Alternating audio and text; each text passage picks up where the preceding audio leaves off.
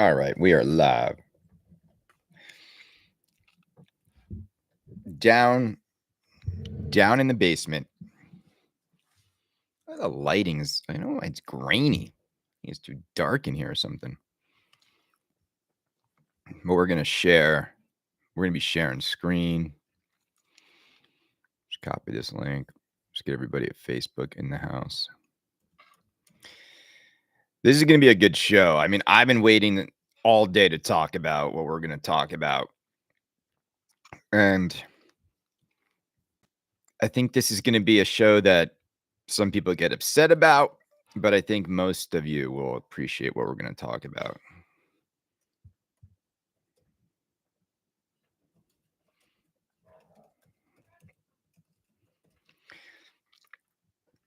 I'm so excited to do this show. I can't even tell you. I can't even tell you how excited I am. Well, I just did tell you. But Brian Kaz is in the house. We're gonna let people come in. You say hi to me. I am in Massachusetts. Brenda's great auntie's 90th birthday. I'm really, really looking forward to the party. Bill Brandis might join. He's not happy. Doesn't want to hear anything negative about Potter. I love these people. They really only want to hear one side of it. But you know what we're going to do? We're going to show on this Saturday morning spectacular that everyone's starting to see what I saw first. Everyone's starting to realize there's a lot of work that has to be done to make this game click for people, and it's good. It's good feedback, and they should take it to heart. Christopher Franchi is in the house. Welcome. We got Mike Jones. We got Charles Thomas. We got people coming in. They're going to get in. They're going to start to hear what we're saying. The text messages are going to be going out. You need to turn on Canada's Saturday morning spectacular. He just mentioned you, or he mentioned this about the game. How do we stop this guy? I don't even think he plays pinball. I don't even think he likes pinball. And here he is all these years later. He's made more episodes about pinball than most pinball companies have ever made games. We are going to have a good show. And you know what I love about this hobby is that every few months we get something new to react to play. I don't think I've played a game more on launch week than I've played of Harry Potter. I went over yesterday. I played the game a lot more. I've played the game, and this is like, this is why I think people are going to be listening to me, because the 95% of people on Pinside that have ordered this game have never played it. And now I can say with a straight face, I've put hours on this game. I also played the longest game probably anyone's ever played on it, because I'll tell you what I did. I wanted to see into the game more. Mike is great at automated for opening the door. The CE is set up. If you want to play the game and you're near Milford, Connecticut, it's worth the trip. It's a display sample of the CE game. I played about 2 hours in total. But, playing straight through is the key. It's annoying when you have a new game and you're just trying to get a sense of it. It's annoying to do 2-ball games, 3-ball with other people. And my boy Frank was with me, and he was nice enough to just like let me play. Let me bake on this game. Let me see what's going on. Let me after hearing how Eric coded this game, we went into it being like, all right, now we know how this game is coded. Now we know what their philosophy was in making it this way. Now let's go experience what we know is in the game. And lots of thoughts I have to share with each and every one of you about what that experience was like, how much more of an understanding I have of why they made the game this way, how much more feelings I have around if I think this was the right way to make the game. Do I think they can fix things? Do they need to fix things? All of it's going to be discussed on today's Saturday Morning Spectacular. Going to discuss what this game means, I think, how it will be received by the pinball community, and how the shelf life of enthusiasm around this game. How long do I think it's going to last, right? Is it going to be a game that people are going to want for years based on theme alone? Is it going to be a game where word of mouth elevates people's enthusiasm to get it? Or is it going to be a game where word of mouth early on makes people wait on the sidelines? So all that and more on today's Saturday Morning Spectacular. I've been up since 4 o'clock in the morning because I drove 3 hours to get here.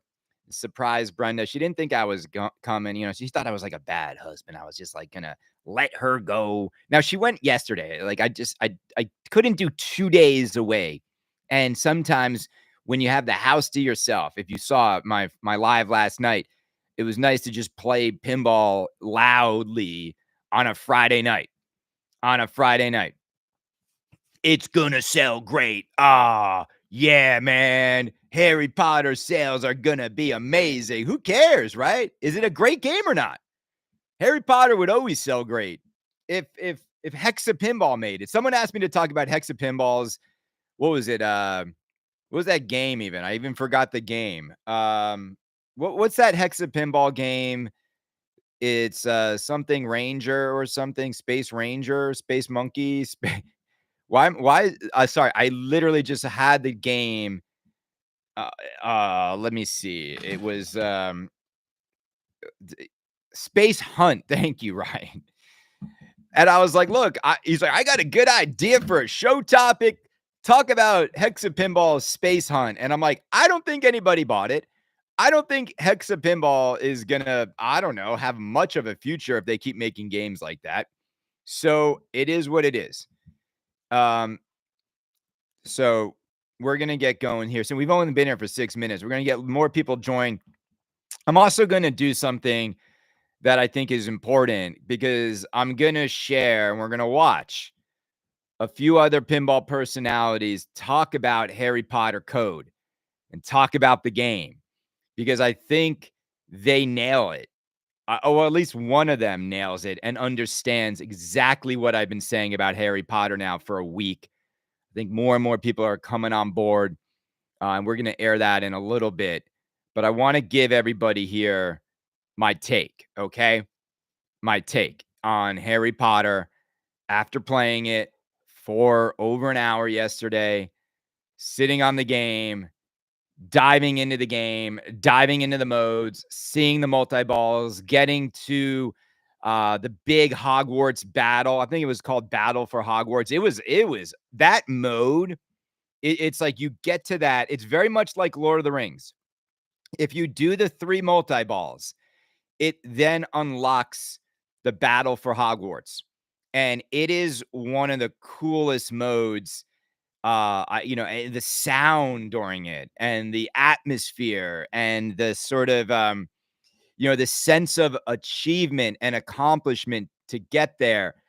The only bad thing is, you're probably never going to even see it unless you do something to your game, because the game is once again one of these games where to unlock the things that are like magical are really, really, really going to be difficult for people to ever experience them on a 3-ball game. And this is not about playing better.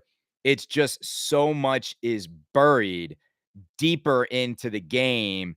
And I'm just not sure. And the other thing is this: when you experience some of those multi-balls and those moments, it makes you wish they gave you these moments more as, you're starting all those movies and the movie modes.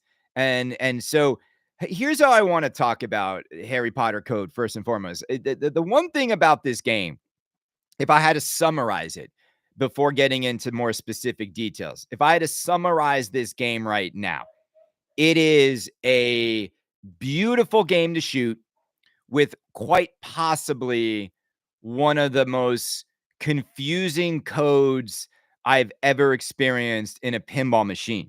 because there's everything happening at once at all times as you're playing the game. And so imagine this. Imagine playing Guns N' Roses, which I know last night I triggered some people by saying Guns N' Roses is a much better coded game than Harry Potter is right now because you understand what you're doing. And in pinball, understanding how to play the game is important for you to have enjoyment. Like in Guns N' Roses, I know I'm just trying to collect the band members. When I do that, I can start a song by shooting the scoop, and then I'm in the song. And each song becomes a mode, and it tells you what to shoot in each song differently. And again, like, but you're intimately connected to that song when you start it. Harry Potter is the opposite. It's the so imagine in Guns N' Roses though. Imagine you start Live and Let Die, right? And you're loving it, like and imagine in the middle of the song or just at the beginning, right when Axel's like said live and let, and then it's like, dude, Death Eater, boom, Quidditch match started. Imagine if you kept interrupting what you're in the mode to do with everything else happening else in the game is still on, right? Everything else is still registering. Everything else is still, making sounds. Everything else is like, stacking up on top of what you think is the thing you're supposed to be focused on. And imagine if that was happening in Guns N' Roses, it would be horrible. And that is exactly what's happening in Potter. You select your movie, and what happens when you select your movie is you're starting the different lessons from that film, and it's just linear going through each one. I think it's something like 30 seconds on a timer. Whether or not you make your shots or not doesn't matter. It's just going to go on to the next scene. So you talk about removing any sense of satisfaction of getting through the mode because it's just like you're just going to get through it. And when that starts, you also they have the rights to all the voice actors and the synced up, and it's in there. You can hear it, but it's so low that you don't really connect with the scenes. But here's the bigger issue I have with Potter. First and foremost, Eric said he wanted to create a game where casual fans can walk up and experience the movies they love, the characters they love, and jump on a machine. And when he says casuals, I mean he means people that are like walking up to a pinball machine, probably for the first time, maybe that are even Harry Potter fans. They are never going to see anything because the only way to even begin seeing that stuff is a difficult shot. Like it is a difficult shot. The scoop on the right is not easy. It is one of these shots where you're going to hit it only, even with you're like a good player, you're going to be hitting it like 30% of the time at best. If you're good at pinball, I mean, it's off the tip of the left flipper. You can't backhand it. It's a very difficult shot. And that's the shot required to even get started with your movies. Okay, so that's an issue, right? I would never have made such a difficult shot the way you start getting into the game. I think that is a bad decision. It should have been something simpler. Okay. Then when you start a movie, this is the other issue I have. It's like Mark Silk, I think's voice is introducing each movie. And what they don't do when you start a movie is they don't just like let a little bit of the movie clip play full screen, like introducing you to that film. So that's a huge miss because you don't, again, feel like you're achieving or turning on a connection to the films. It just starts playing you start the linear loop of whatever the first scene is that is started, and that's it. And there's no drama. There's no excitement that starts off. It doesn't turn anything else off. Everything else is still going. Every switch is still doing something else that's outside of that mode. And then what they've done is they said, hey, you have to hit the red shots and the gold shots to get through the modes. But it's so unsatisfying. First and foremost, it is hard to even tell which shots you're supposed to hit. It is very hard to tell. The inserts on this game are small. You can't read any of the writing on the inserts. And there's just something about the fact that it's just not satisfying because you see the red and the gold inserts lit. You have to sort of find them. And then when everything else is still lit around them. So imagine that that's why you don't feel like you're in this mode. I don't feel like I'm in this movie right now because it didn't change the game at all. The whole game is still just all on all the time. And now there's just two colored inserts I'm looking for amongst all the other stuff lit up at the same time. Makes it really unfulfilling to play it like that. And so that really is unsatisfying. And so I and then from there, you got to imagine what the experience is like. It's like everything's in a blender at once. So you don't feel a connection. You don't get pulled into the movie with a full screen clip. Even if it's just 5 seconds, 10 seconds, just Harry, like what you know what I'm saying? Like there are pivotal moments in all of these films that could have been used to introduce the movies and what they're about. And there's nothing. There's nothing. You hear Mark Silk's call outs just over it all. And what's crazy in this game, and I mean this, is just one of the things that just I really don't get is why they have the boing sound on the slingshots. It never turns off. So when I was in battle for Hogwarts, this epic music, David Thiel's music is so good in the scene. The sound effects are incredible. It was my favorite moment playing this game. That and the owl multi-ball were so cool. And the people I were with, they were saying the same thing. Everyone just wants more of the game to be like this. Like every time you start a movie, this is what it should feel like. This is how the game should come at you, not what's happening with everything, all these like side things happening all at the same time. But you're in this like battle and it's dark and the music is amazing. And then in the middle of this like dark battle, you boing, boing, boing, boing. Like, why didn't they just turn it off? You know, like I had Lord of the Rings. I don't think Lord of the Rings even has a slingshot sound. I don't think you even have to give the slings a sound effect. Why does a slingshot even need it? You're going to hear the sound of the physical sling through the glass and you'll hear it always. It's just one of those things. So to give it a sound effect on every sling hit is absolutely like a terribly distracting thing to have when you're like in this moment. So, after walking through and seeing the way they've kind of built this game code wise, I walked away just so like unsure of what they were thinking because I just don't understand. I mean, I get what Eric and company were doing. They had a really difficult task of getting 8 films into a pinball machine experience, and it's a lot. So they kind of broad stroked the movies. And I think they focus more on the moments that you're going to remember are the multi-balls that will unlock another like mini wizard mode multi-ball moment. Like that's what you're driving towards in this game. You will not feel much when you start these movies. And I don't know if this is the case, but are you supposed to be able to like is one of the things unlocked when you get through all 6 of those films? Because I'll tell you this right now, that you're never going to get through like 2 on a 3-ball game. Never. Like you're just not going to get through it all. I really worry that this is another case of these guys had an intention to put all this stuff into a game, but like forgot what pinball is. They forgot what pinball is on a fundamental level.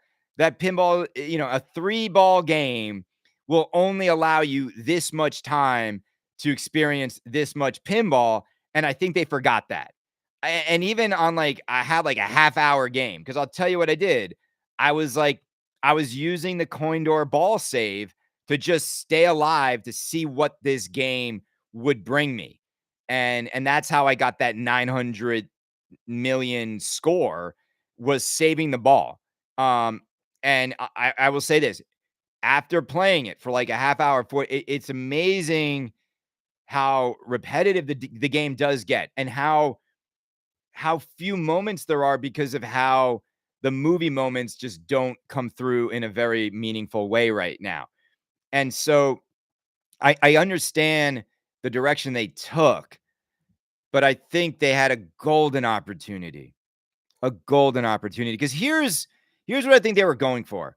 That whenever you start a game, they know you're not going to make it through all 6 movies. They wanted so every time you play Harry Potter, you could pick from one of 6 movies and like that's your game. Like your game will be that movie experience. I get it, but then the movie has to come through more. And that's not what's happening. And then they need to make it so when you're in those modes, you are experiencing Harry and his friend's journey through that film. You were what's okay. So that's gang where I'm at. I think this code is hurting this game. I think people that are playing it now are feeling the same way. And I think people that ordered this game, I don't think you quite know what you're about to get. And I think once you see what I've been talking about, you're gonna feel the same way. And I think what's gonna happen is there's a lot of expectations now on them fixing this. And the code is at 0.70, but historically, I don't know. I worry that Jersey Jack has laid too much of the foundation of the code, and they're not gonna fix it. I think to me, the fix is they need to stop stacking everything, need to stop having 7 things you can be doing all at once. Allow the gamer, allow the player to intimately be in the movie. The whole game, the shots should be in dedication to getting through the modes of the movie. I don't want everything else to be on. So my point is this. So then, yeah, have a shot that's a red or gold shot. Have it up there where Quidditch is, but I want to get up there to hit that shot to get through the mode of the movie I'm in. I don't want every time I get up there to be starting a Quidditch tournament, because why are you taking me to a Quidditch tournament if I'm at, the dinner table in the first movie? You know what I'm saying? Like you're asking the player you're constantly asking them to jump out of where the focus should be. So it becomes this schizophrenic journey that is just not fun. I don't know any other way to say it. This game is incredibly fun to shoot, and it is incredibly frustrating to experience the code. And so when I walked away after an hour, I said, that wasn't fun. Like it was fun when I got to the end moments that mattered, but the journey to get there, not fun. Not fun. Everything's just happening at once. Now, if you think it's just me saying this, what I want to do now is I want to play for you a conversation about this game for a few minutes. We're just going to watch it, where I think this is exactly how I feel. And I think Travis, you'll hear him, is like aligned exactly with what my fears are about this game, and what I think about the gang. It's not early code. I think people need to stop saying it's early. This is not early code. There is so much in there. It's how they've laid the foundation for the code. They're not gonna, like, see what I'm saying? This game doesn't need more. It needs less. So when people say it's early code, I think you guys are in for a world of disappointment if Jersey Jack keeps plowing the software in the direction they're going in. Okay. All right. I want to play this for you.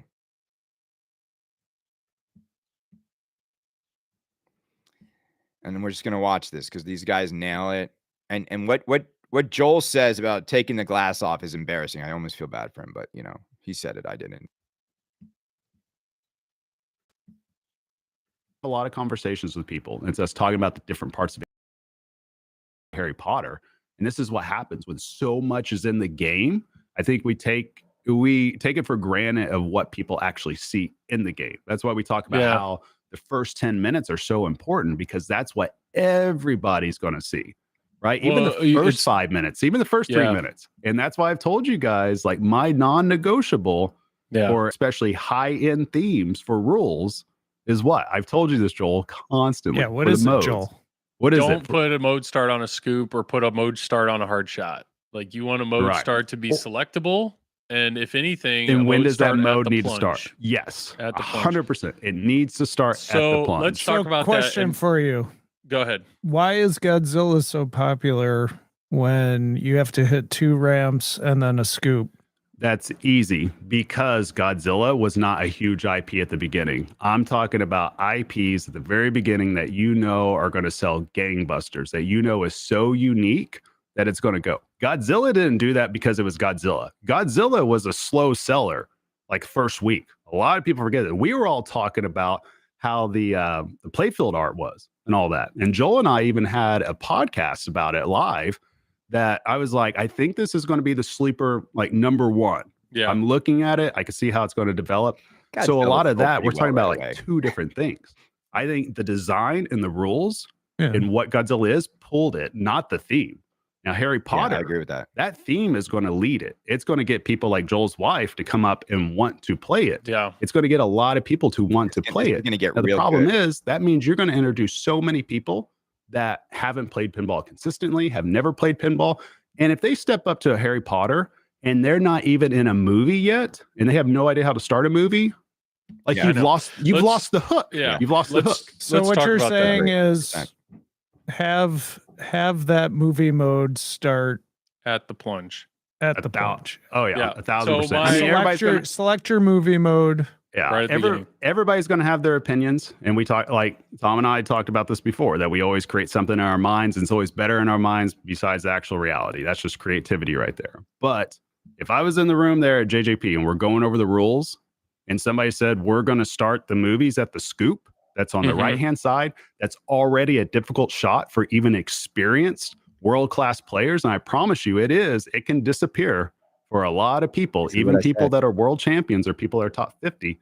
True. How is a casual going to handle that? And now we are automatically putting up a barrier unnecessarily in front of the meat and potatoes of a game to get people into the experience immediately. Like, if I have a game and I want people to experience that world, I want to thrust them into that world. Otherwise, it's like riding a roller coaster and not getting to your first drop until like 5 minutes of just is like going around. Like, I might do it. Nope, I'm waiting. I'm still going. Like, you get them into it. Listening to a podcast and not getting to the actual meat of the podcast till 5 minutes in, right? You're just waiting. Hey, it's all about hooks. We should all know that. Everything's about hooks. You got to hook a player in. You got to give them a reason to keep playing. And simplest way, if somebody's playing Harry Potter, I play Harry Potter. Then I have a lot of thoughts on that. I was gonna. One side comment was Tom had asked why is Godzilla, because we've talked before that unfortunately the scoop you have to ramp and then you have to the scoop. And the scoop is so hard to hit on Godzilla for casual players that a lot of them don't experience battle. But I remember asking my dad, who played Godzilla, I was like, why did you enjoy that so much? He goes, well, I didn't know what I was doing, but every shot I was hitting made me feel like I was accomplishing something. They've designed it well. There's other stuff going on. He could fumble his way into Godzilla multi-ball, or maybe even hitting the mech. Like, he doesn't need the battle. It doesn't feel like you're in a waiting room waiting for something to start because you haven't started. Like, Has he played Harry Potter yet? My dad has not played Harry Potter. So, well, let's also not get it twisted either. They did have to adjust Godzilla afterwards to make it easier. 2 ramps. Yeah, you could hit the same ramp twice instead of alternating the ramps. So you get done with your stream on Wednesday night. Yep. How did Jared feel? Like, honestly, that's what he said. He goes, that's a good game. He goes, I enjoyed that game. I look forward to playing that game more. That's a good game. He goes, "There's Wait, just you gotta so wait to much see going what on. Joel said. Yeah. There's so much going What he had on. to do to I experience. don't quite modes. understand what's going on." Coming. And that led us to a very interesting conversation about. I mean, long story short, I said, if I had to buy a game right now, would you rather me buy Kong, Harry Potter, or Evil Dead? And he, without hesitation, said Evil Dead. Like Evil Wow. Dead, really, he loved Evil Dead, and that because I think Evil Dead does mechs and moments very well. That's what he enjoys in pinball is mechs and moments. So Harry Potter. Here we go. I agree. Everything you said, Travis, I completely agree because that was the frustration I had on my first few games was if you're playing Harry Potter, you want to see the movie. I don't want to sit there and watch it. I'm not going to, don't misconstrue what I'm saying here. I don't want to sit there and watch the movie. I know a lot of people are bent up about the sound balancing, which is, I do agree, needs a little bit of work. There's a lot of Mark Silk. Like his call outs are loud and clear. The music's great. David Thiel did a great job with the music in the fanfare, but there's some audio dipping to, make Mark Silk loud and clear, but the movie clips are very quiet in the background. Well, here's the easiest question to ask, because you guys all know how I feel about LCDs and all that. We don't even have to go over that. Jared doesn't like it, by the way. But but what I'm asking is since you guys have played it, you've started a movie, you're in the lessons, because the way it works is, I guess it's lessons for 30 seconds and the timer goes, it rotates to the next lesson, regardless of regardless of if you completed it or not, you just get the points for whatever you've done at that point. My question is, does it feel like you're actually playing that movie? Do you realize what scene of that movie you're playing and you're going? Because like, if I take it to Rush, which is Tom's baby, like that is very well integrated to where I feel like the modes actually are what they are. I will say yes and no. And what I mean is when I took the glass off. Let's go, Joel. No. When I took the glass off, took the glass off and started throwing the ball around, and what that allowed me to do was focus. So it's like, I want to understand this multi-ball. So all I did, I never started a movie. I just had the multi-ball. So only the multi-ball is being displayed.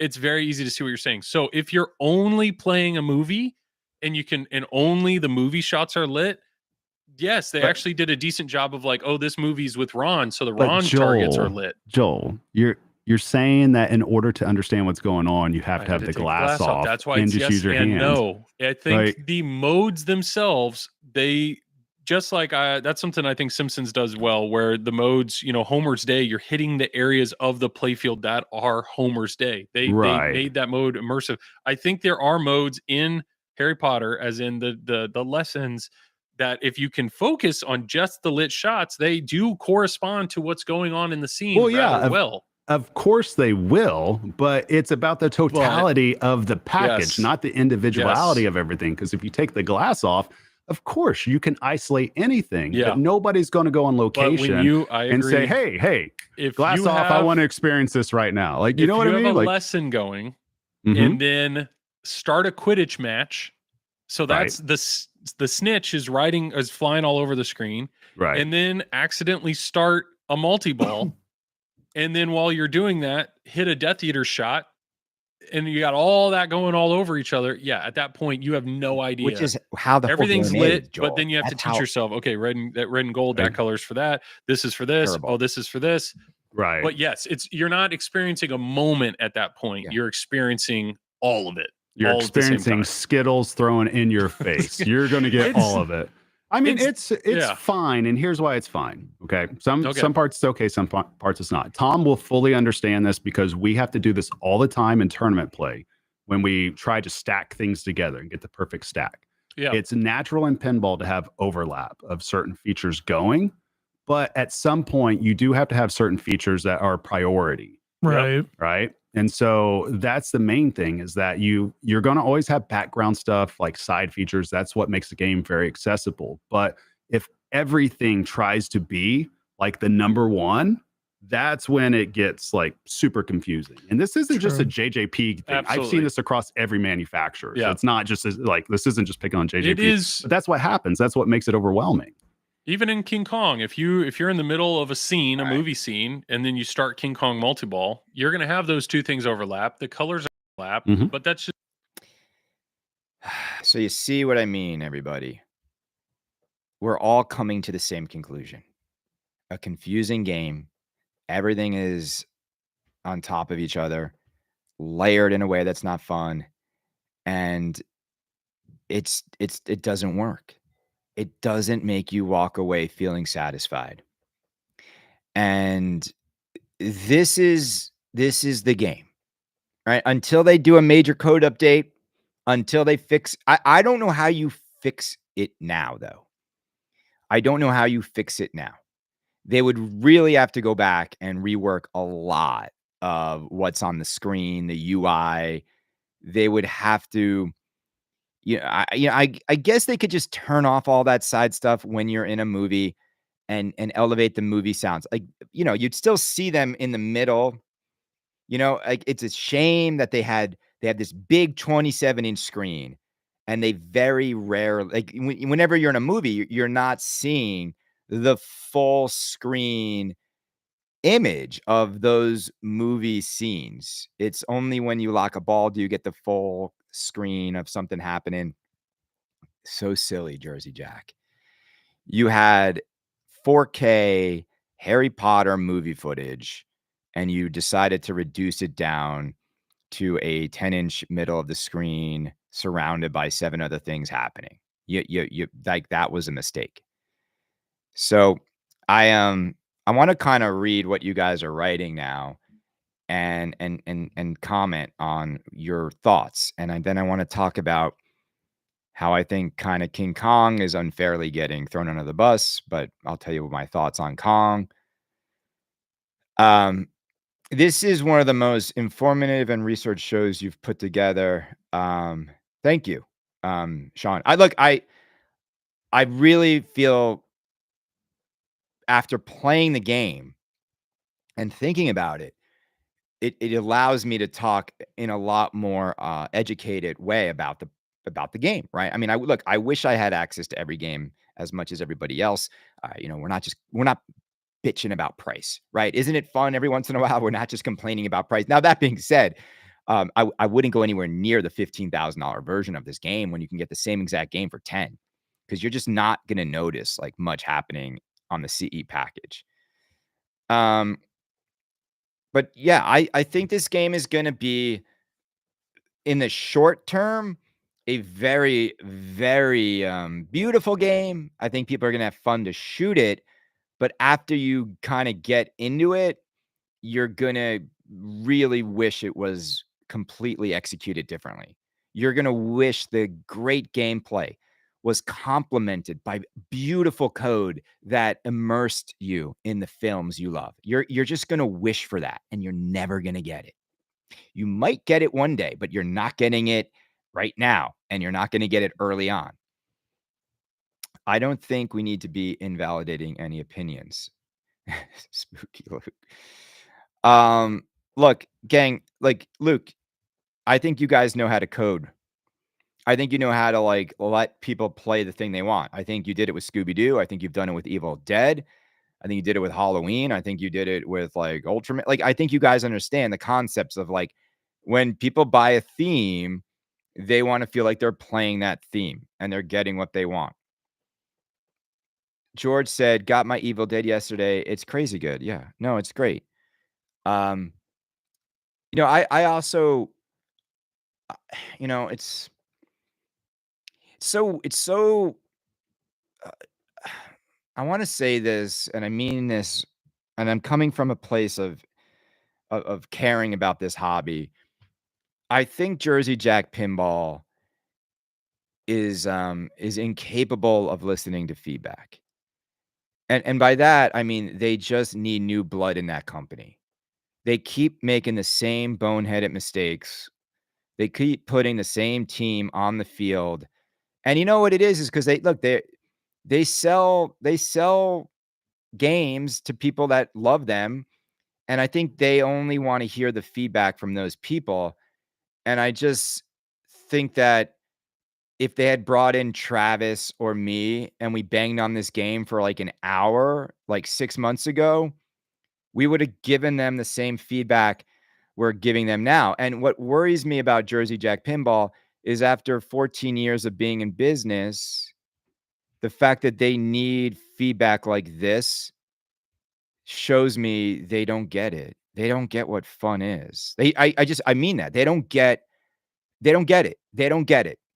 I actually, and when I hear the interviews of Eric and so Eric directed it this way too. Like, this was under Eric's guidance to make the game this way. I just think they don't get it. They just don't get it. What they did get right, they really got it right. But what they got wrong on this game, they really got it wrong. And on a theme this big, they should have nailed it. I was talking to George Gomez today. I was like, George, I just want to say thank you for how you handled Lord of the Rings. And that was a Keith Johnson game. But I just want to say thank you. Like, you took an iconic film trilogy and you nailed it. And I was like, George, I'm playing Harry Potter. Like, it's like they took these 8 movies and they just nerfed it, like, in terms of feeling anything.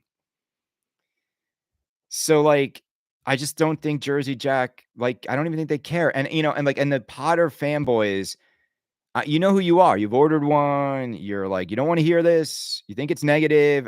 This is not us slandering. I'm rooting for this game. I want this game to be the masterpiece it can be. It still can be saved. But what if I'm Jersey Jack? I'm hitting up Travis. I'm hitting up Kaneda. I'm hitting up, 4 other people. Guys, look, you didn't play test this game with anybody. And that's terrifying. It's like they might have play tested it mechanically to make sure the game doesn't break down, but they clearly did not play test this game with anybody like us. And when I say like us, I just mean like the normal pinball playing community. And so when you don't play test it and you build it in a vacuum and you've got, millions of dollars invested in this IP, what the heck were you doing? You could have saved yourselves. And look, and the things we would suggest would have saved them so much energy because you don't need all this other stuff happening. You literally have access to everything people want. Just serve it back to them in the right way. Why do you need all this other stuff happening? Because you realize what Eric did is, like, he put these elements in the game and then he made the whole game about interacting with those elements versus focusing on feeling amazingly good about going through the movies you love. He made it all about the elements on the playfield taking center stage, not the storyline of Harry's journey to defeat Voldemort. I mean, think about, like, Voldemort's not even on the playfield, guys. The Death Eater is. How do you not have Voldemort? It's like not having Darth Vader on, as the bad guy. Isn't the Death Eater isn't that a good character? Like, I don't get it. I don't get it. I don't get it. You're the guy who only owns Guns N' Roses. Yeah, Guns N' Roses is a better machine than Harry Potter right now. And I'll explain why. And I know this made some people upset yesterday, and I took it down because a friend asked me to, and I won't explain why. Guns N' Roses, what it does do good, what it does do well, it does better than anything Harry Potter does well. So Harry Potter shoots way better than Guns N' Roses. No argument there. You will never see Kaneda say, oh yeah, like Guns N' Roses shoots well. No, I crap on the Guns N' Roses gameplay every chance I get.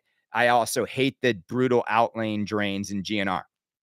But when Guns N' Roses, what it does well, when it hits you with a song and it's on volume 40 and I've got Pinwoofer speakers and you have a couple whiskeys in you, Guns N' Roses is so much more impactful and hits you so much harder and puts a smile on your face way bigger than you're going to get with where Potter is currently. I don't like, again, it's because of the experience, right? It's clunky. It's not the best shooter, but man, sometimes when you got it going and it's going. And look, music pins are easier. It's way easier to make a good music pin than a good Harry Potter pin. A good music pin, really, just like, just play the music back in an interesting way, and it's hard to fail at being a music pin. It's really easy to fail at being a Harry Potter, 8 movies, trying to get it all into one game, right? Don, what's up, buddy? Still being a grumpy weirdo. Don, why are you so negative, man? Don, we're all having a good conversation here. I'm friends with Jengas again. You come in here and call me a weirdo? That's really strange, man. Don, you know what?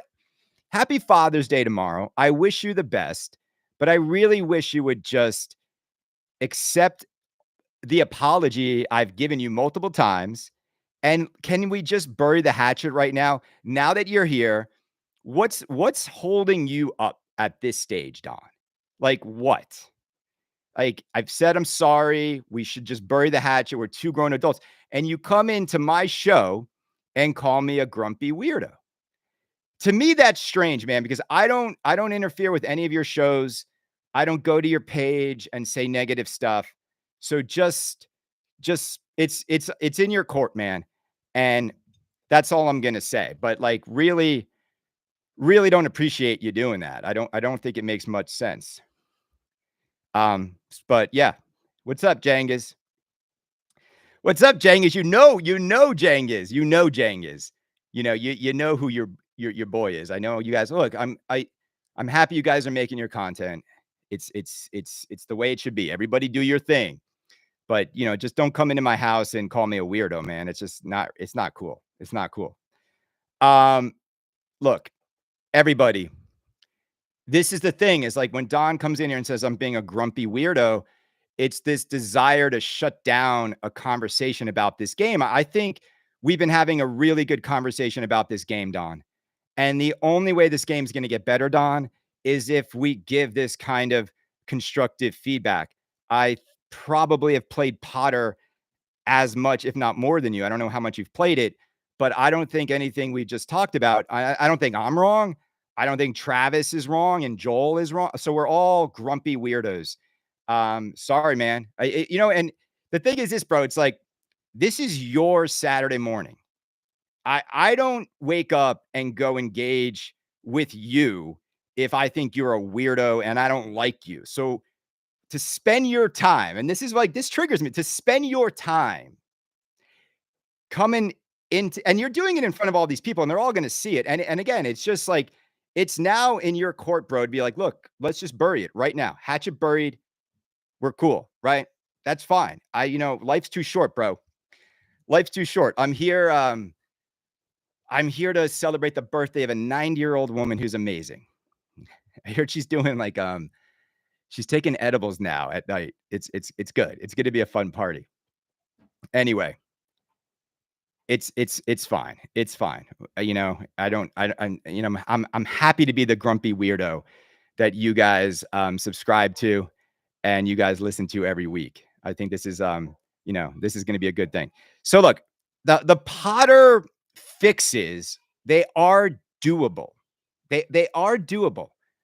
It's going to take a while. And so here's what I encourage each and every one of you to do.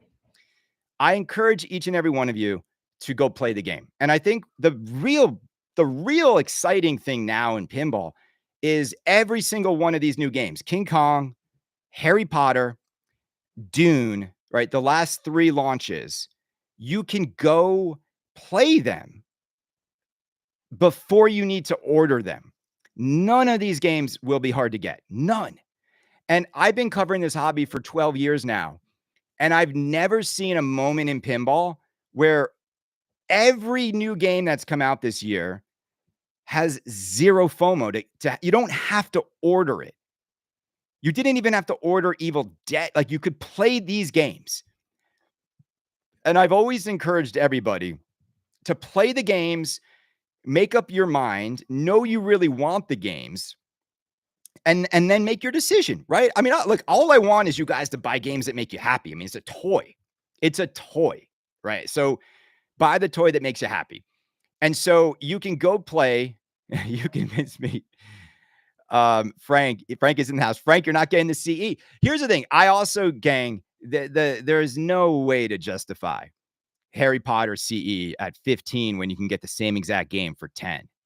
I absolutely, I don't think the CE is nice enough. I don't think that the topper is just, I didn't even talk about it, bros.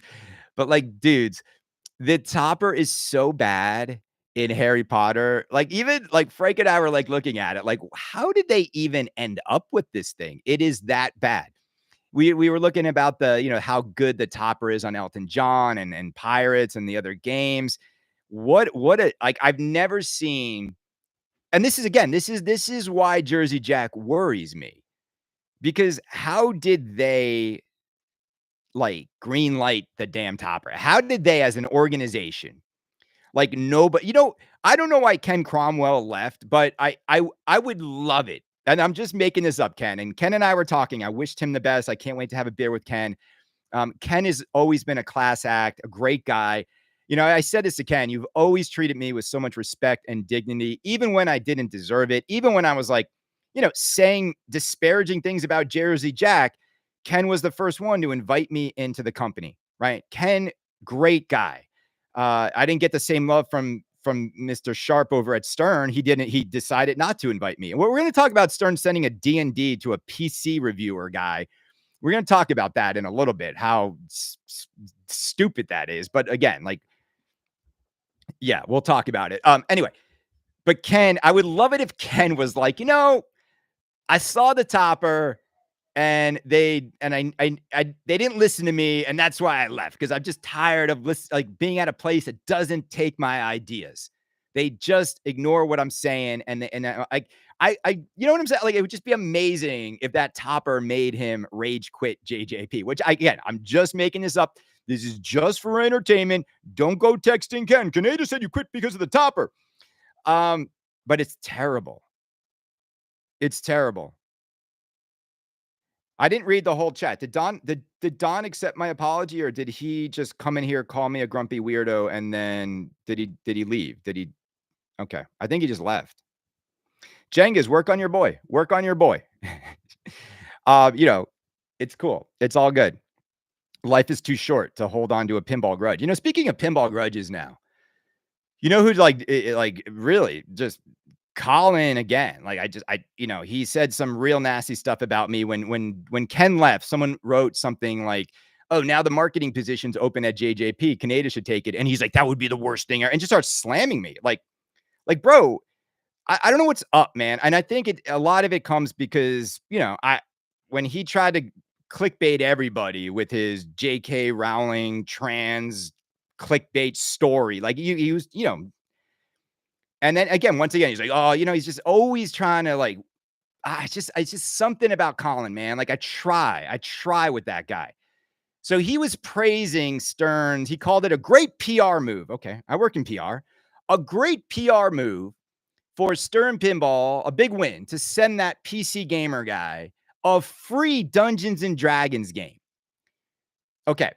And the guy has I think 1 million followers and got 100,000 views on and then what he says? He's like, this video alone got more views than all the Harry Potter pinball content combined. And that's a big win for Stern. And so the reason why Colin doesn't work in marketing anymore and is making all of his living with a pinball website that can't even be cracking 6 figures a year, the reason why Colin doesn't work in marketing anymore is Colin doesn't understand the concept in marketing of reach versus impact. That it's more important to do a move that has impact on your business and impacts your audience versus just reach. And so what Stern Pinball did with that move was they reached a lot of people, and they gave the game to a guy who has no idea about pinball, didn't look like he was like a complete newbie. And that kind of video won't sell you one more game. And instead of, whereas Jersey Jack hit all the pinball people with much more impact and sold a lot more games. So I think Stern's strategy now, and you could see it, like they've expanded their net of who talks about their product, but they're abandoning, in some ways, the people that have more impact for them. So I'm just going to say this. I would impact sales more for Stern than that guy. And I mean that. My 1 to 3,000 people that absorb my content on a weekly basis. And it's, I'm just taking into account my podcast plus this, plus Facebook Lives. The 3,000 people I reach will have more of a sales impact on Stern and its games than the 100,000 people watching that guy in a confusing way try to set up a pinball machine. And yet they give him a free game. They gave him a free game. Somebody else got a free game too recently. I'm not going to name names, but here's the thing. And I mean this. If you get free product from a company, you're supposed to disclose it so that when you start doing reviews, everybody knows you got it for free. Like, isn't that going to change? I don't want a free game. I don't want a free game. I'll buy my own game. Kerry Hardy bought his own King Kong LE with his Patreon money. He bought his own game. That's how you don't want to take a free game from a manufacturer if you're in a space like ours where you want to objectively review the game. Don and Colin hate you, buddy. I know that. Yeah, it's fine. I mean, look, they could never hate me as much as I hate myself. And I'm joking here, guys. Like, literally, I love myself. John, how you doing, brother? Better to have a small impact amongst people who never bought pins than a huge impact with those who already do. No, John, that doesn't make any sense. John, that's not how you grow pinball. John, that's been the Stern model now, and it's not working out for them. It's not working out for them. There are very few people that will wake up on planet Earth and write a check for $7,000 to $15,000 for a pinball machine. I can tell you, I live in a town where people have $20 million homes. I live in a town where every car that pulls up to the restaurant's $100,000 or more. The moment I start talking about pinball, they all stop talking to me. Nobody wants to hear it. Nobody cares. Nobody cares. Hey guys, Harry Potter pinball. Nope. Nobody cares. We care. And the best way to get another person into the hobby is if each of us invites a friend. But, it's fine. Okay, so Kong LE, Kong in general. I think King Kong is getting a little bit of an unfair go. I think every time I talk to people about Harry Potter, the first thing they say is King Kong sucks. They're like, oh, Stern's in trouble. King Kong, look at this game. Oh, and then I go over and I play King Kong. I'm like, wait a minute. Why are people like indicting this game, saying Harry Potter's loaded and King Kong sucks? And then I play King Kong and I'm like, well, there's a lot more interesting mechs in King Kong. There's like an easier storyline to follow. I can read the inserts, which I can't on Harry Potter. And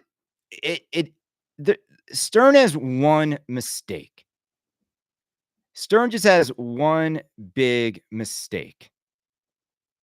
They just don't make a $13,000 product. And if I could give Seth and George just they had it. That's their problem.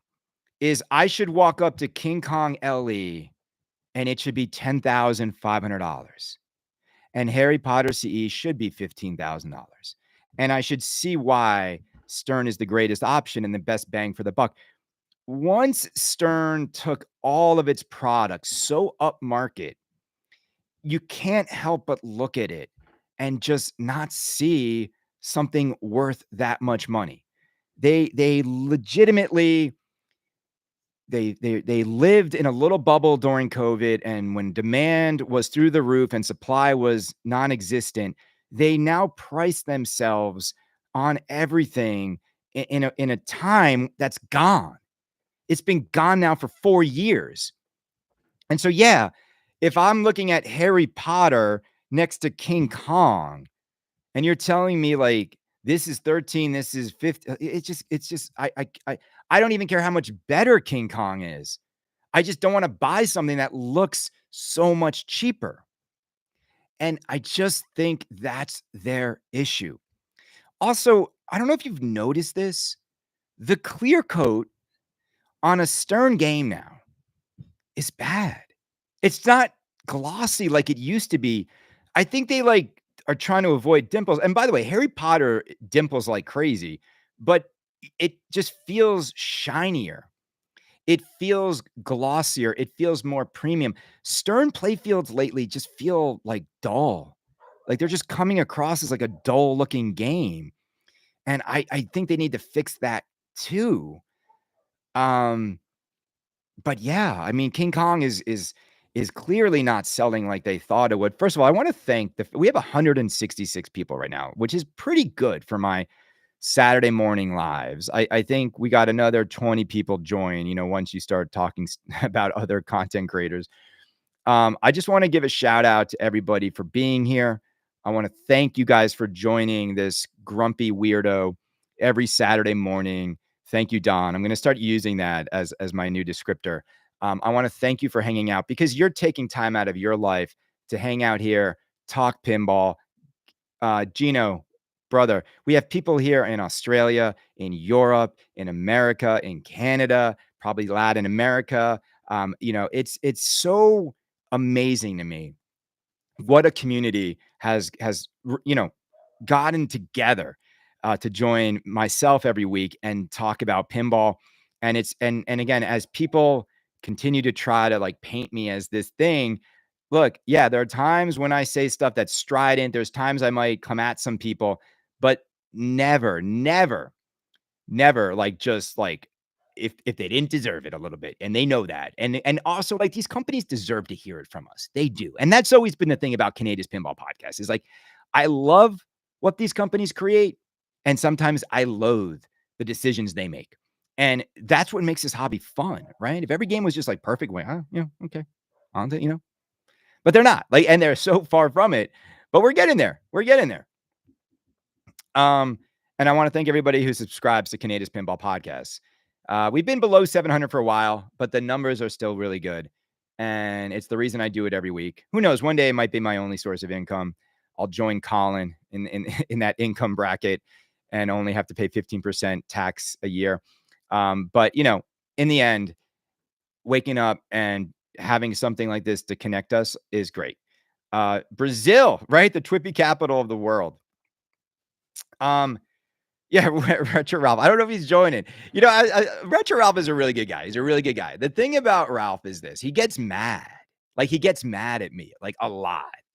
And he's, his angle is always, he's like, if you played more Canada, you'd see how great Avatar is. And I'm like, bro, I don't need to play Avatar any more than I already have. I don't. I know exactly what that game is all about. I'm good, man. I'm good. And, look, he clearly got the JJP hookup. He made the featurette for them, and he's pushing Avatar pretty damn hard now. I'm glad he's having fun with it. I love Kale. Kale Hernandez over Electric Bat. Kale gets me. He understands Canada because he gets it. It's all like Kale and I just go back and forth every day, just taking the piss out of this hobby, and that's what's fun. And we have a great banter every day. Ralph tries to like earnestly like get to like change my mind or like can't quite get me yet. Like he doesn't quite get it yet. And then when he does get it, it like annoys him. He's like, you're doing it for entertainment. You're not even playing the game and you're slamming this company and I got to go there and film a feature. Like, it's like, Ralph, like, chill, bro, chill. He's like, I'm not a shill. Avatar is the best game ever. See, even that, like, I'm joking, right? He's going to, oh, man, I'm not a shill, man. I'm not a shill. X-Men Ali is incredible. I'm not a shill. Look, it's like, and that's the thing is you got to be able to laugh at yourself. And I think the shill, like Zach Meny leaned into it. He leaned into it because he knew he was shilling games. His distributor, like, he leaned into it. And I know when you find yourself in that unfortunate situation where you just like everything about pinball, yeah, like it's like you're gonna get called a shill. And it's fine. Just lean into it.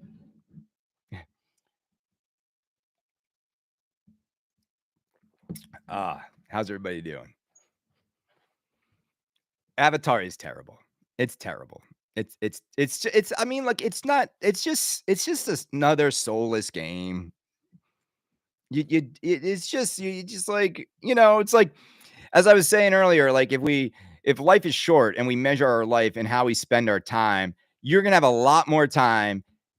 90 minutes of Kaneda's Saturday Morning Spectacular. This will be more entertaining than any 90-minute game on an Avatar. And this cost you how much money? Exactly. No one even gave me any money or super chats. I don't care. Like, whatever. You know what I'm saying? I see Carrie giving money. People give Carrie money all the time to be a super chat. No, it's fine. It's fine. I'm not busking today, people. I'm too happy. He's a paid spokesperson, so he's going to shill. If anyone understands it's a paid promo, I'm fine with it. Scotty Pinball. Yeah. No, I don't care. I don't care. You're just supposed to disclose if you're paid or not. You're supposed to make that disclosure. And you're also supposed to disclose, the terms of some of those deals. But, no one ever does. It's like this for years we've been joking there's no real journalism in pinball, and there's not, other than Jason Knapp.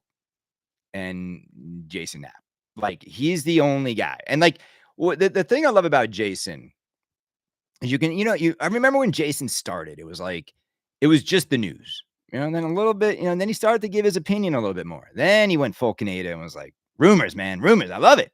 You got to go remember the origins of Nap. He didn't really want to do rumors or spoil companies' news. And, now it's great. Like, I love his site. Everybody does. I was selling this to Kale. Can you imagine, we talk about like newbies coming into pinball. Can you imagine how much exponentially better a grown man's life is before he joins Pinside? Like, let me just repeat that. A man's life is exponentially better every year of his life before he joins Pinside. The moment he joins Pinside is a bad moment for his life. You understand this, right? It's like, you had it, bro. You had peace of mind. You had the ability to enjoy pinball machines without listening to a bunch of alcoholics argue with each other all day long, without listening to Iceman and Neil battle it out. Like, who's got more money, which means whose opinion matters more. And it's like the most ridiculous place to end up. And the reason why I love Naps Arcade is you don't have to end up there ever again.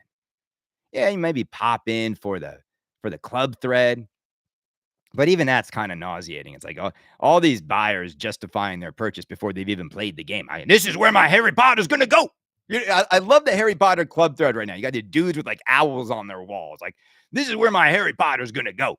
And I'm like, oh man, is it too late to get a refund? Because that game, if you're a Harry Potter fanatic, I don't know, man. Get ready. Strap in. Let's talk Predator. All right. So Cengiz is here. And Cengiz and I have been going back and forth because, he's not hearing my show. So when I say that Billy Boeing Brandis is in the house. Billy, welcome to the show. Dude, you have gummy bears on your wall. What does that mean, Billy? See, Bill ordered 2 Harry Potters already, one for each of his home. And he could order 50 and not even feel it. And Bill, come on. It's Bill, I get it. Bill, the thing is, you're in a supernal realm, unlike most people. So like, it doesn't matter to you. Right. And I know you have fun. I know this is all like, you're part of the community. But you are very jaded on the side of JJP around this game. Like, so Bill, do you think I'm wrong on how they're coding this game? It's that simple. You were just knocking at Bill, I'm having fun. I'm not like literally making fun of people that have owls on their walls because Harry Potter's going to go underneath it. Yeah. I was making fun of that person, Bill. I was making fun of a Harry Potter fan. What happened to all of us girly men? We need to get to the chopper. I mean, let's talk about it. Like, it's so funny to me, the sensitivities. You can't make fun of someone having a Harry Potter owl on their wall, Canada. Get to the chopper, Billy. Come on, Bill. Let's do this. You are always wrong. Yeah, Bill, I'm always wrong. So, Bill, who's more wrong? Me or you hanging out here? I got you. I got you. And guess what I don't do? I don't go watch people make content every week who are wrong. So clearly something I'm saying is right. Bill, if I was wrong, Billy Boing, why would I have so many subscribers? Why? Everybody's just like, they all just want to tune in to like someone who's just wrong about pinball? Come on, Bill. We love you. You're loaded. It doesn't matter. We love you, okay? But you're not gonna have a Pirates of the Caribbean experience with your Harry Potter, okay? Just accept it, okay? I pleaded with you to join. I just asked you to join today, Bill. I wasn't begging you. Don't worry, Bill. I know. No, I'm glad you're here, Bill. I'm glad you're here. So Predator is coming out this week. And so back to the Jengas. So Jengas has been the one with he has the keys to the castle. Like he's been teasing and leaking this game slowly. Clearly he's on board with the Pinball Brothers. This is their strategy. And I've said it before, they didn't give anybody else any assets. People with much larger reaches, but it's fine. It's cool. Like they can do what they want to do. And when I said I'm sick of the slow tease of this game, he was like, just block me. I'm like, bro, I mean, it's not you I'm mad at. It's the Pinball Brothers. This whole game is like, just show the game already. There's only so much of these little teasers. And every time we see a new tease, it's like we get less excited about the game. And so that helicopter is horrible. How is that the major mech in the, like, I don't think it's the major mech in the game, but how is there a better helicopter in ABBA than in Predator? How? I mean, I just don't get it. But we're going to see it this week.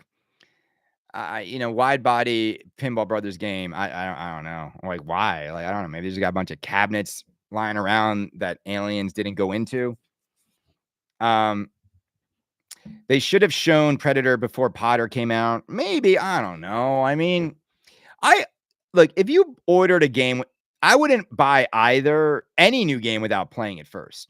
Like, and because remember, these are like non-refundable deposits. Like, the best non-refundable deposit that just got refunded is Tony Homer's. Do you guys know Tony Homer? If you don't know Tony Homer, he's a gentleman that ordered 2 Alice's Adventures in Wonderland, has been moaning about not having them yet. And I love it. After just being a troll in the Alice thread for months, both distros are like, we're just giving you your money back. Get out of here. They don't want them. I don't want, you're not worth it. You're not worth the headache. He's been threatening to do a credit card chargeback. So one distributor won't give him the check until he confirms that he's not doing the credit card chargeback. I get it. Because if they write him a check and then he charges back, they can't get that check back. And then he might double dip. So it's Melissa was the other distro. So CoinTaker and the other distro were just like, dude, we're done with you. And he really is causing like a nightmare for these damn distros. It's like, you were promised a game by the end of the year, not right now. 400 people going to get refunded. I look, the topper for Alice, the company that was making it, went out of business. So it's like, yeah, right? I mean, like, damn, like that sucks. So Melvin, who's now the partner with Lior at Little Shop or just Lior, the Art of Pinball, he has to find a new source for that topper because Lior didn't make that topper. It would have been even more expensive. So that's unfortunate. I hope they nail it like 1-to-1. Like I wouldn't want to. I don't even know how you would go about finding another supplier for such a unique item. Kaneda was a salesman for that dog Alice, then just pretended it never existed. No, I was 100% transparent about Alice. I've been completely transparent about my relationship with Melvin, the assets Carrie and I got. I have been very critical of Alice's Adventures in Wonderland since the moment Dutch couldn't even stream the game in good lighting. So, that's it. And my whole thing is this. It's like, you got to see the game before you ordered one.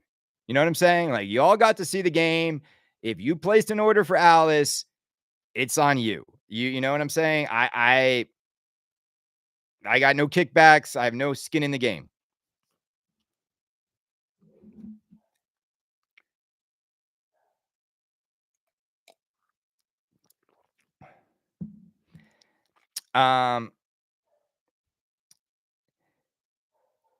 Anything else you guys want to talk about? We got 15 more minutes. I think this has been a great show.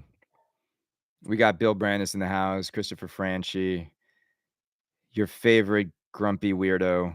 Jengas is in the house. I have about 250 plays on X-Men. You know, when I was at Automated yesterday, I hate to say this, but X-Men is just such a beautiful pin. I mean, I don't hate to say it. I mean, I'm happy to say it. I hate to say it because I want the game to be as amazing as it looks. I think it is one of the most stunning Stern machines of all time. It nails World Under Glass like nothing else. And it's such a unique layout. I love what Yeti did with the art. I'm just so saddened that, like, you know, we may never get, you know, it's much like Potter. Like, both of those games, I mean, think about this. X-Men and Potter are like both incredible shooters, potentially spoiled by Rod and Code.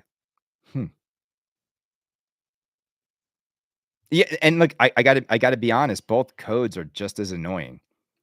One is annoying and it's like just like X-Men's just like, just, but Potter is just annoying because it's just so confusing and just so frustrating how you can't focus on anything. It's like trying to eat a hamburger and someone shoving 5 other food items in your mouth at the same time, asking, "How's the hamburger?"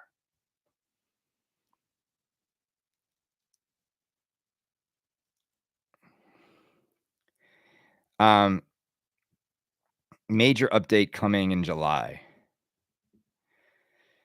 How do you guys, it's weird that, I mean, Kong just seems to be, it seems to be a game that everyone's just sort of moving past pretty quickly. And we might get Jaws 60th this week. And then, sorry, Jaws 50th. And then, John Borg.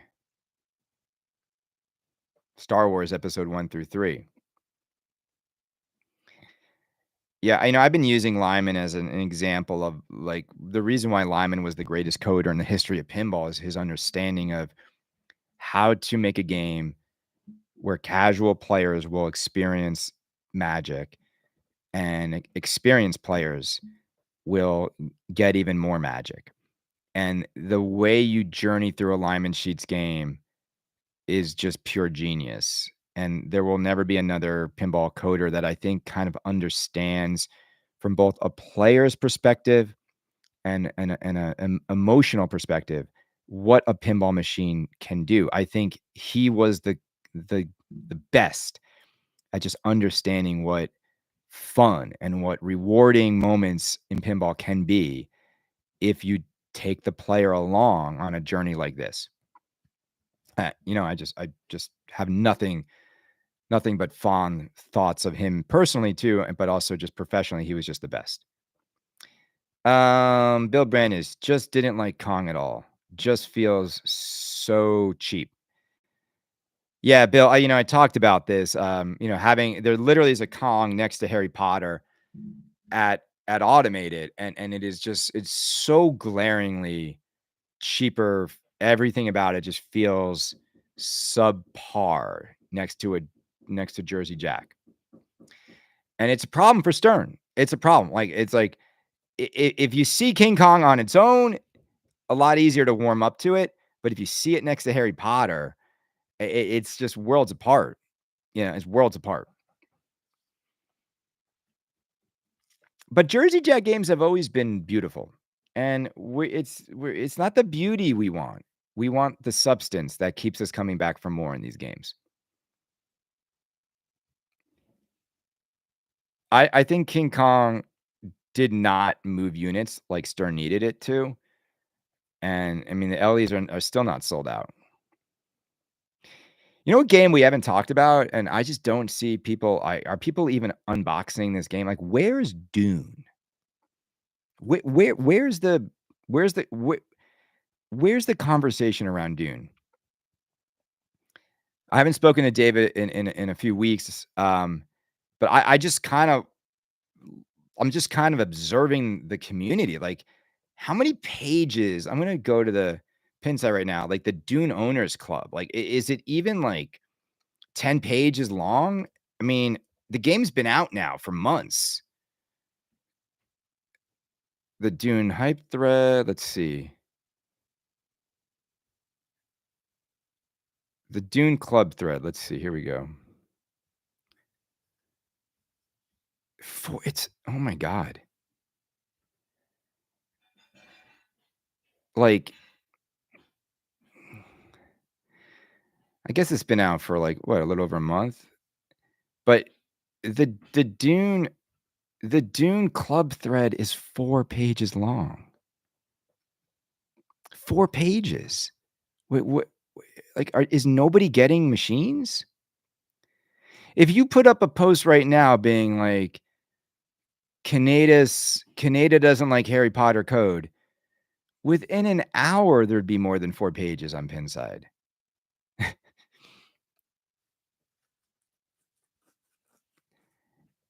I just don't know I don't think they're really sending out games until they get more approvals on the code. But it's just I don't think they should have launched it when they did. I think they went out too early. The game wasn't ready. And you serve people cookie dough. It's hard to get them to buy the cookies. Well, actually, cookie dough is really good, but you know what I mean. I can't wait for more people to play Potter. Right now, there's just a handful of us that have played it and reviewed it and talked about the code. I just can't wait for more people to play it. And I think when people jump on now, they're going to be looking at it through the lens of what we've been describing. And so I think people are going to walk away with very similar feelings. See, Bill, when you play Potter, did you know what you were doing? It's a bit, and Bill's like me, like we're not Potter fanatics. I think we probably maybe seen the movies, but did you know what you were doing? And like, did you feel like, I just, again, like, I think if JJP can just remove the annoyingness of stacking everything when you're in a movie, it'll be much better. And it's like less is more. Having a more connected feeling to a moment is better than everything crashing on top of itself. My distro said 80% sales are CE. Yeah, man, everybody's buying the CE. That's good news for Jersey Jack. Look, because when you watch the featurette video, how do you not buy the CE? Like, right, all that discussion of the art. But I'm telling you, like, when you see it all in person, I think the Wizard Edition with the Radcals is going to be the most visually stunning version of the game, because the artwork on the CE it's very muted and dull. I mean, just like it's because it's matte. It doesn't pop like shiny pop glossy Radcal. So again, I think the Wizard Edition is the way to go, because I also just think the topper on the CE is terrible. Like, it's terrible. It's like, it's so frustrating because the topper is usually like, I want one of those. And it's like, this is like, that's embarrassing. There was a moment I saw on the topper where like I think an owl pops out and it just looks like a tongue depressor. It's like, it's like all of a sudden it's like, it's just doing this. it's so cheap looking. It's like this flat piece of plastic owl pops out from behind. Like, I can't. Like, whoever designed this thing was trying to sabotage your game.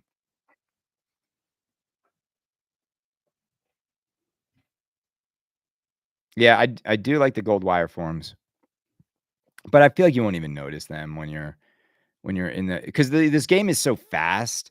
That's the other thing, is like, because it's so fast, you're not really stopping to look at stuff as much. I wish the inserts were maybe a little bit bigger, or there was like a better way to telegraph where to shoot in the game. I did feel a little confusion at times, like where to shoot.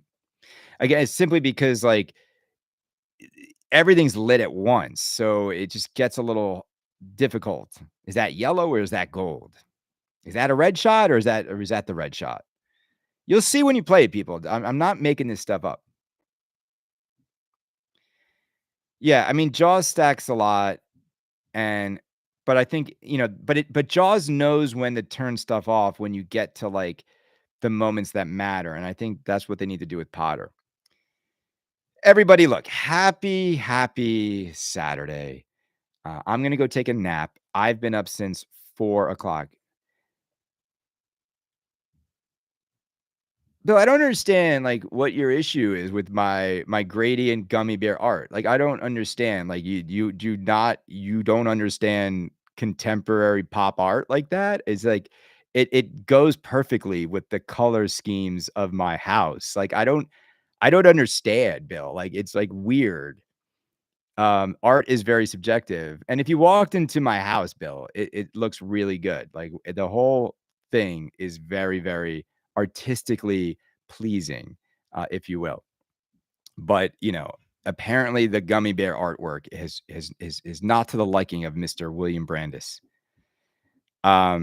We should change it to the grumpy bear art instead of gummy bear art, because this is the grumpy weirdo signing off, everybody, saying, enjoy your pinball machines, play all these new games, make up your own mind, okay?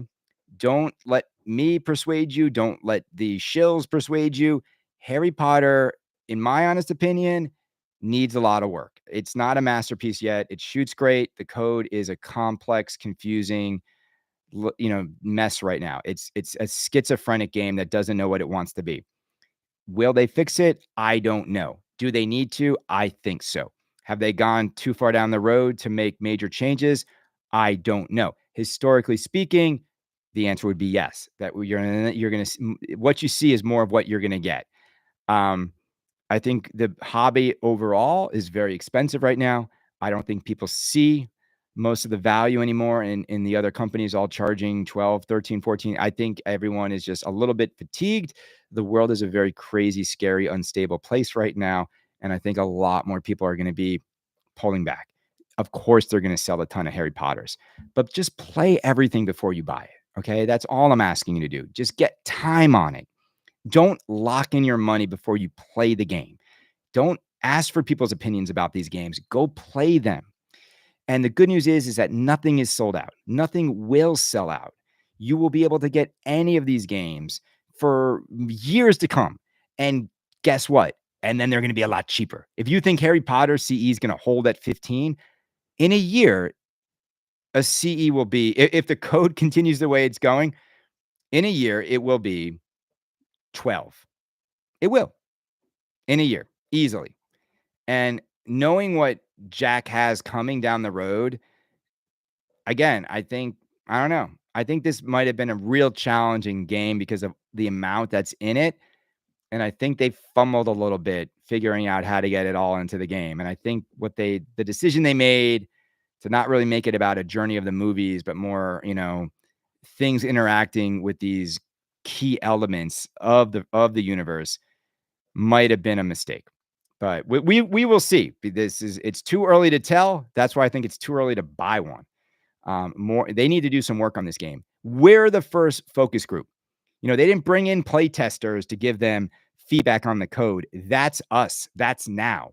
So they're getting what they should have got 6 months ago if they had pulled more people like Travis and Bill and me. If they pulled people in earlier and had us give them feedback, we would have given them this feedback So they could have tweaked stuff before releasing it.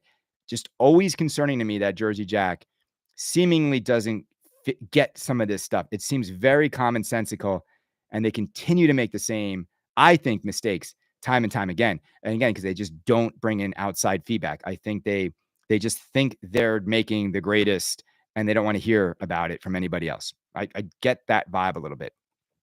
I think they're making 20 games a day right now for Harry Potter. So it's going to be a wait to get one. And yeah, so everybody have a great Saturday. Thank you for being a subscriber. If you do subscribe, and just thank you for lending your time here. You make this engaging and interesting. And thank you. And especially to you, Bill. We know, like, you could be in your Ferrari right now, but you decided to hang out with Canada. So I appreciate it. Give Sabrina my best and the little Frenchie my best. And we will talk real soon. New shows probably Monday. It's going to be Predator week. Can't wait to see what Predator is. Later.